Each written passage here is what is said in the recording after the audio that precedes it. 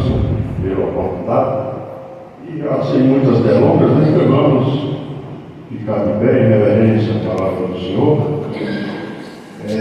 Convido os irmãos a abrir a sua Bíblia no livro do profeta Jonas. Livro do profeta Jonas, no capítulo 4, verso de número 11. Glória ao Senhor. Jonas, capítulo 4, verso 11. Quem achou, diga amém. Amém. Nos diz assim a palavra do Senhor: E não hei de eu ter compaixão da grande cidade de Nínive, em que estão mais de 120 mil pessoas que não sabem discernir entre a sua mão direita e a sua mão esquerda, e também muitos animais. Leamos também, irmãos, uma passagem que se encontra no Evangelho de Mateus. Glória ao Senhor. Mateus 24, do verso 37 ao 39. Glória ao Senhor. Mateus 24, 37 a 39 nos diz assim: E como foi nos dias de Noé, assim será também a vinda do Filho do Homem. Porquanto, assim como nos dias anteriores ao dilúvio, comiam e bebiam, casavam e davam-se em casamento, até o dia em que Noé entrou na arca. Vamos ler a última passagem. Mateus 12, 41. Mateus 12, 41, volta um pouco, e nos diz assim: Os ninivitas ressurgirão no juízo com esta geração e a condenarão, porque se arrependeram com a pregação de Jonas, e eis que está aqui quem é maior do que Jonas. Glória a Deus. Vamos orar ao Senhor para que Ele venha falar através da nossa boca, né? Sejamos só instrumento, né? Que Deus venha falar o que a igreja está necessitando, os corações dilatados para ouvir a palavra do Senhor.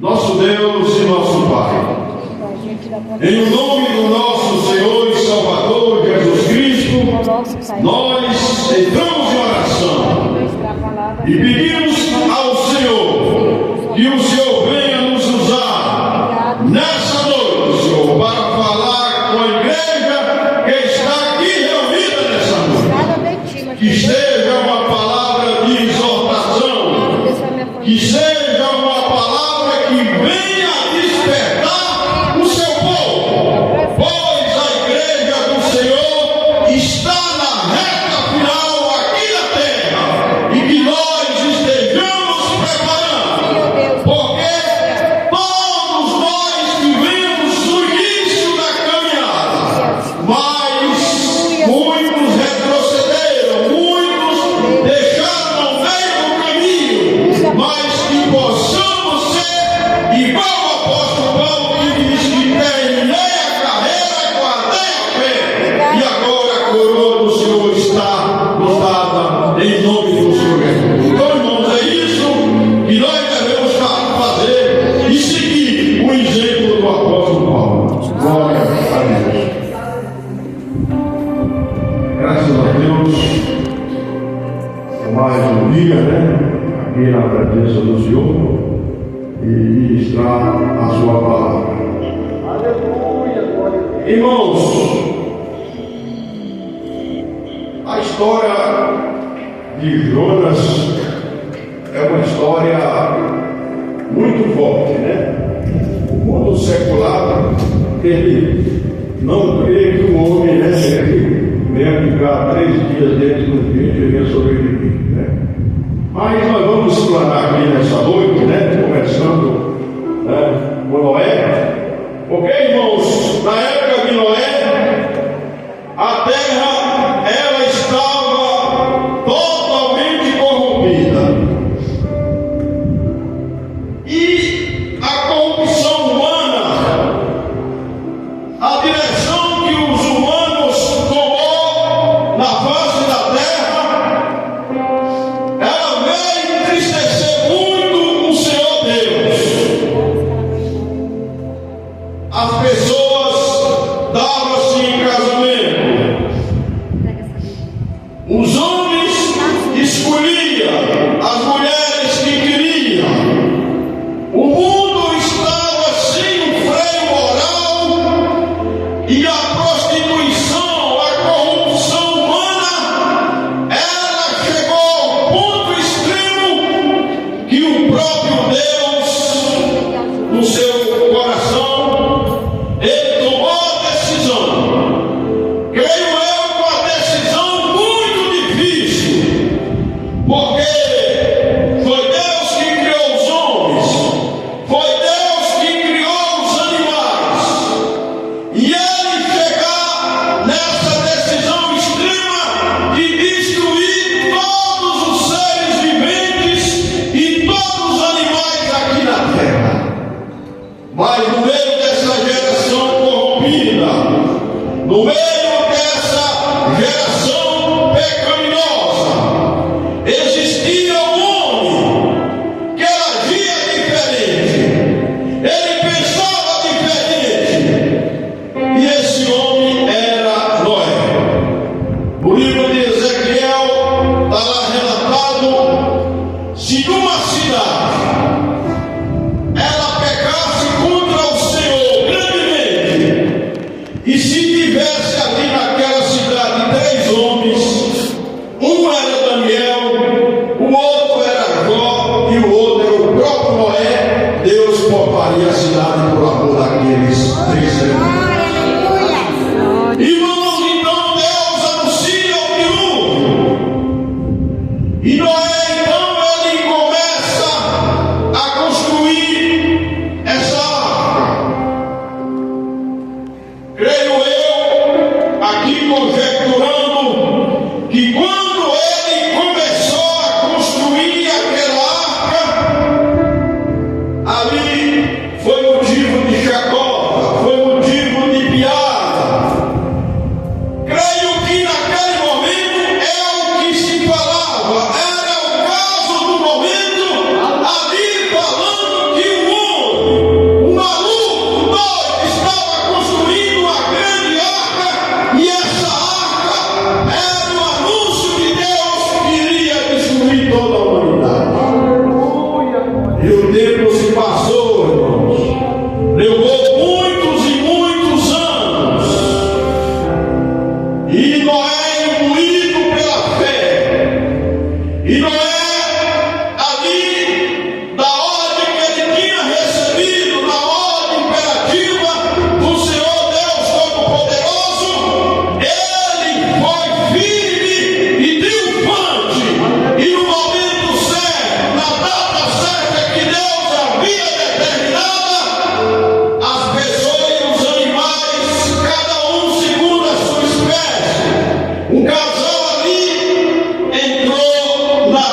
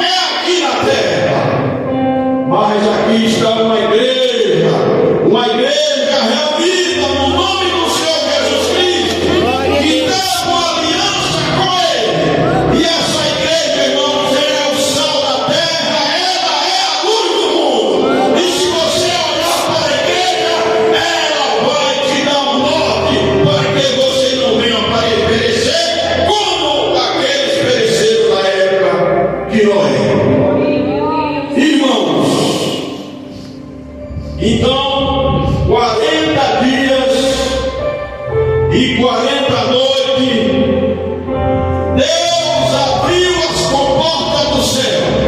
Aleluia. E a chuva caiu de forma torrencial. Caía a chuva de cima e flutuava a chuva de baixo.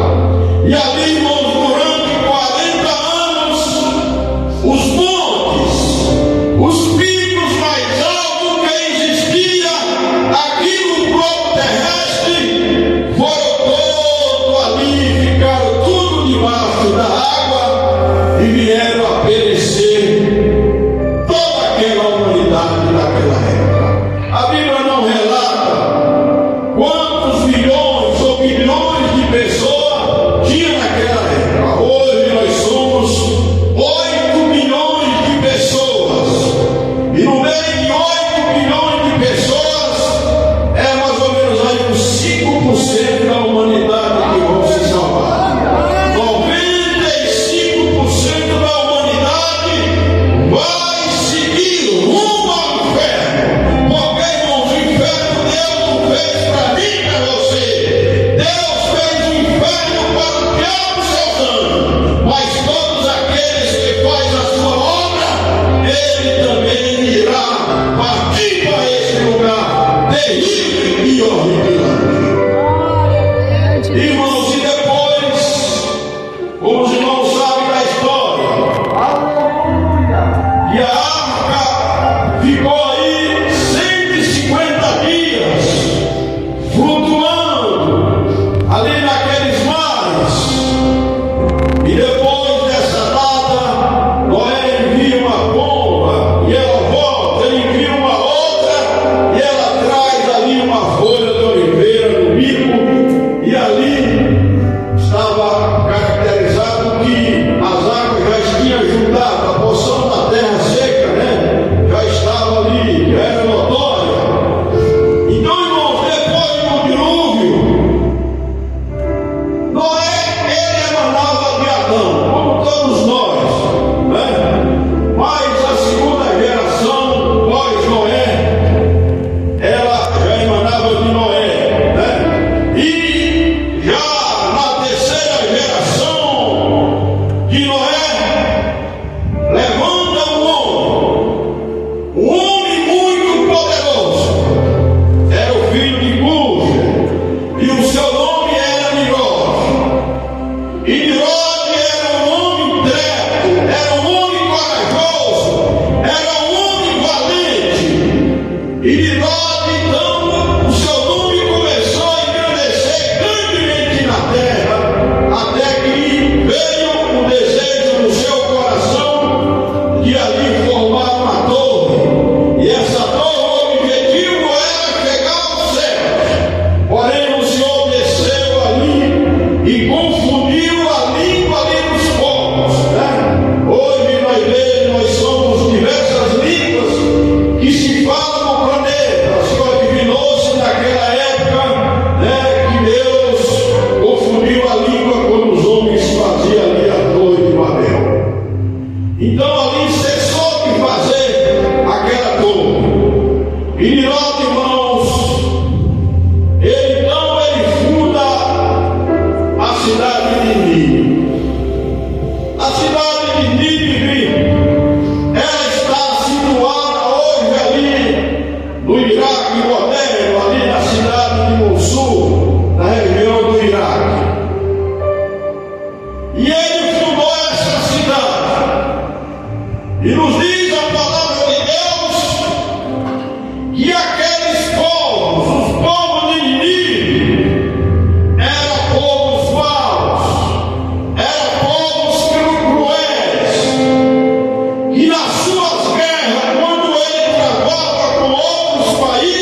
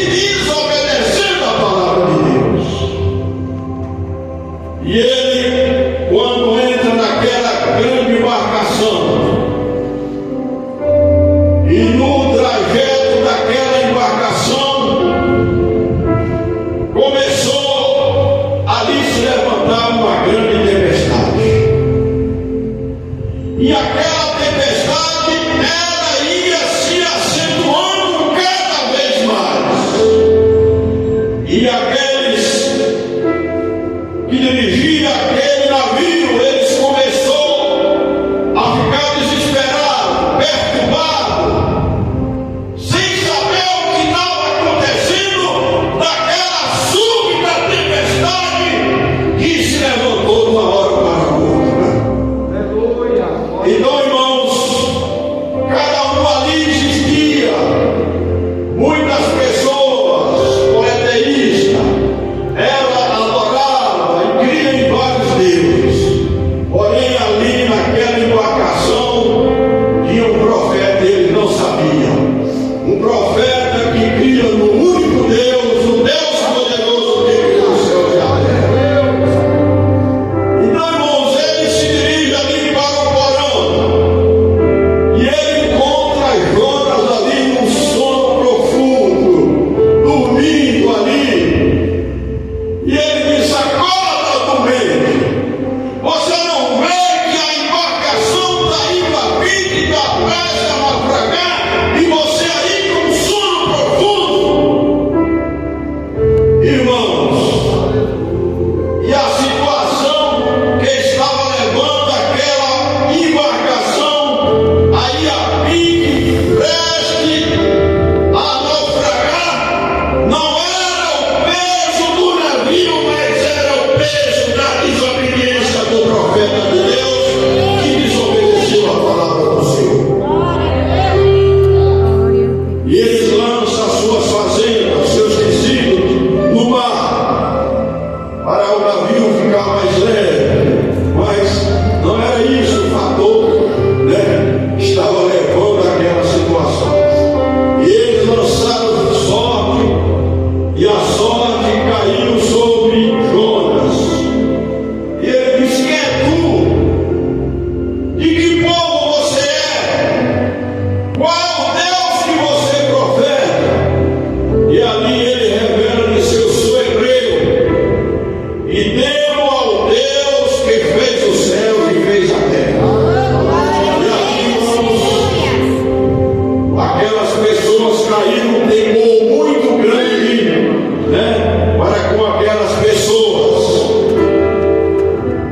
Aí Jonas disse: essa situação que está ocorrendo, essa tempestade, eu sou o culpado disso. Se vocês me lançaram ao mar, a tempestade ela cessa. Então, irmãos, pegaram o homem de Deus, o profeta de Deus, e lançaram ao mar. E quando lançaram aquele homem ao mar, nos diz a palavra do Senhor que ali as ondas cessou. A tempestade, que era muito acentuada, ela agora se torna uma grande bonança. E aqueles homens temeram grandemente ao Senhor, fizeram sacrifício ao Senhor. E nos diz a palavra de Deus, irmãos, que um grande peixe tragou Jonas. Agora, irmãos, no mundo em que nós vivemos, quando a gente conversa com o incrédulo, ele fala: como que pode um homem ser engolido pelo peixe e ficar 3 dias dentro daquele peixe e não morrer? Como que pode um mar de forma caudalosa abrir o mar e a pessoa passar em seco? Como que pode um machado flutuante flutuar? Os cegos, irmãos, o incrédulo, eles não creem. Mas nós que somos da fé, quem foi que fez o mar? Quem foi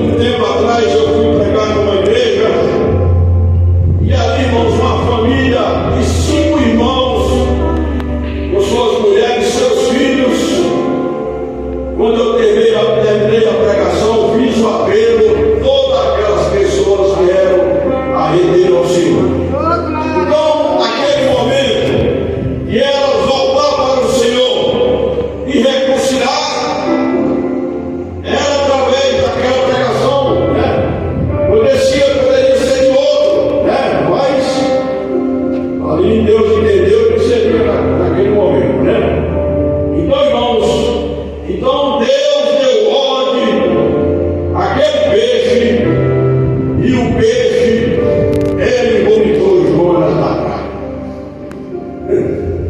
Ele não quis obedecer a palavra do Senhor de forma pacífica, né? De forma mais fácil. Ele optou por essa outra direção. Mas Deus, ele tinha um projeto, e o projeto tinha que ser feito através do profeta Jonas, ali na cidade de Nínive. E Jonas, ele entrou, irmãos, ali naquela cidade. E a sua palavra, ela foi impactando aquelas pessoas. E a palavra chegou a uma profundidade tão grande que chegou até o rei da cidade de Nínive. E o rei ali ordenou que não só os seres humanos, mas como todos os animais, ele vigiasse ali em reverência à palavra do Senhor. E houve ali uma grande conversão naquela cidade. Irmão, não sabemos, né, da direção de Deus, dos pensamentos de Deus. Isaías 55:8 diz que os pensamentos dele não são o nosso pensamento, né? Assim como os céus são mais altos do que a terra, assim são os pensamentos de Deus. Se você fosse analisar uma cidade perversa, uma cidade cruel, quando Jonas recebeu aquela incumbência, ele disse: não vou. Ele resistiu, irmão, devido àquele povo ser mau e ser cruel. Mas Deus, irmãos, ele é misericordioso, né? Ele não age na minha vida e na sua vida, pois nós sermos bonzinhos, né? Você pode ver que a maioria esmagadora hoje, com a exceção daqueles que nasceram no Evangelho, eles vieram do crime, eles vieram do roubo, eles vieram das coisas mais terríveis que praticavam aí na terra. Mas quando ele vem, Deus limpa, expulsa o demônio que está na vida dele, e ele passa a ser um instrumento de Deus para ganhar alma. Ele fez isso, irmãos, com o apóstolo Paulo. O apóstolo Paulo, que era um perseguidor dos cristãos, inclusive na morte de Estevão, ele estava ali, sendo a testemunha ocular, incentivando a morte daquele servo de Deus. Mas o apóstolo Paulo, ele fazia isso na sua ignorância. Ele achava que estava servindo ao Deus Todo-Poderoso, e ele era um homem autêntico. Ele era autêntico no judaísmo, e quando ele se converteu ao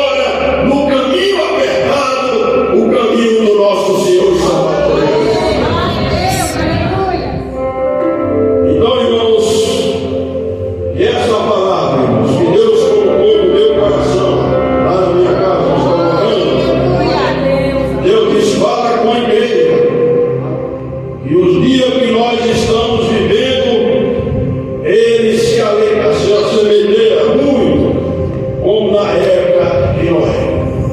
Hoje, irmãos, Sodoma e Gomorra é vigia para os dias que nós estamos vivendo. E não é só as pessoas que estão fora da igreja, mas como os muitos e muitos que estão na igreja, mas estão vivendo uma vida dupla, estão vivendo em cima do muro, né? E o muro, irmão, não é de Deus, o muro é do diabo, né? Lá no livro de Amós, no capítulo 4, diz que Efraim com os povos se mistura. Efraim é como um bolo que não foi virado. Um lado ele está assado, do outro lado ele está cru. E muitos na igreja estão vivendo uma vida espiritual nesse sentido. Eles estão lascados de um lado e do outro. Não estão vivendo plenamente o Evangelho de Cristo, o Evangelho da renúncia, o Evangelho que confronta, o Evangelho que é igual a óleo e água. Ele não se mistura com as coisas do mundo. A igreja de Deus vivo, a coluna e firmeza da verdade, ela anda na contramão desse mundo. Porque aqueles que amam esse mundo e as suas obras, ele não é amigo de Deus. Para ser amigo de Deus, irmãos, temos que renunciar, confrontar, principalmente contra nossa vontade, né? A nossa vontade, ela quer uma coisa, mas o Espírito diz outra. Então nós temos que desobedecer. E eu e você não sejamos como o apóstolo, como o profeta Jonas, né? Que desobedeceu a palavra do Senhor. Mas ele teve que fazer aquilo que o Senhor, né, havia feito na vida dele, né? E nós não sejamos igual a ele, mas não, pelo contrário, sejamos obedientes ao Senhor e sermos instrumento para ganhar almas para o reino do Senhor. Ele nos diz que não foi nós que escolhemos a Deus, mas foi Ele que escolheu a nós. Mas Ele escolheu com um propósito, não para que sejamos como semente híbrida, mas como sejamos como semente que venha dar frutos e fruto como nós. Glória a Deus. Então, se o Senhor nos deu esse privilégio de nos chamar, eu não sei, isso é uma questão, é uma prerrogativa dele, e nós não sabemos onde ser, né? Então, se ele nos chamou, né, e nós sejamos obedientes à sua chamada, né? Grande Deus, aleluia. Está voltando, a igreja está nos últimos dias, está na reta final aqui na terra, né? Porque os sinais estão se cumprindo cabalmente a cada dia, né? Agora essa pessoa, a noção que eu tenho no 15, e já viu. Então, que os irmãos fiquem com essa palavra de exortação, né? E os dias que estamos vivendo, né? Estou sendo repetitivo, apenas, né, reiterando, né?